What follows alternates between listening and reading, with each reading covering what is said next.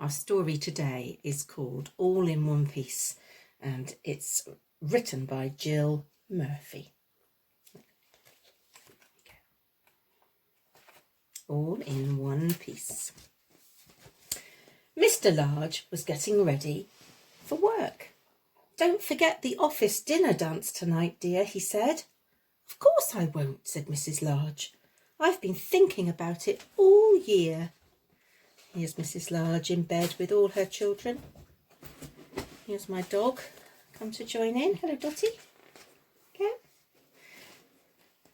"Are children allowed at the dinner dance?" asked Lester. "No," said Mrs. Large. "It'll be too late for little ones." "What about the baby?" asked Luke. "Granny is coming to take care of everyone," said Mrs. Large, "so there's no need to worry." Look at them having their breakfast. They have to eat with their trunks. Granny arrived at tea time. The children were already bathed and in their nightclothes. Granny gave them some painting to do while she tidied up, and Mr. and Mrs. Large went upstairs to get ready. There's Granny arriving. Luke sneaked into the bathroom while Mr. Large was shaving. "Will I have to shave when I grow up?" he asked, patting foam onto his trunk. "Go away," said Mr. Large. "I don't want you ruining my best trousers." The baby crept into the bedroom where Mrs. Large was putting on her makeup.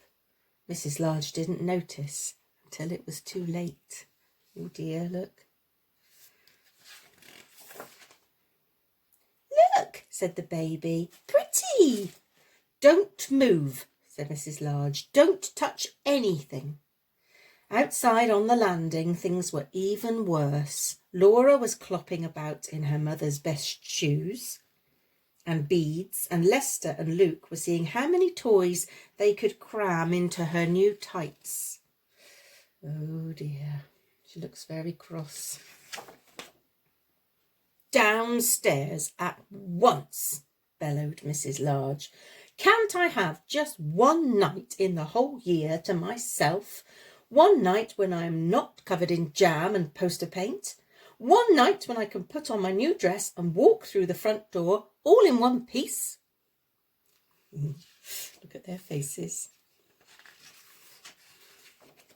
The children went downstairs to Granny. Mr. Large followed soon after, very smart in his best suit. At last Mrs. Large appeared in the doorway. "How do I look?" she asked. "Pretty, Mummy," gasped the children. "What a smasher," said Mr. Large. "You look like a film star, dear," said Granny. "Hands off," said Mrs. Large to the paint-smeared children. Mr. and Mrs. Large get ready to leave. "Goodbye, everyone," they said. "Be good now." The baby began to cry. "Just go," said Granny, picking her up. "She'll stop as soon as you've left. Have a lovely time." "We've escaped," said Mr. Large with a smile, closing the front door behind them. "All in one piece," said Mrs. Large, "and not a smear of paint between us." "Actually," said Mr. Large gallantly, "you'd look wonderful to me, even if you were covered in paint."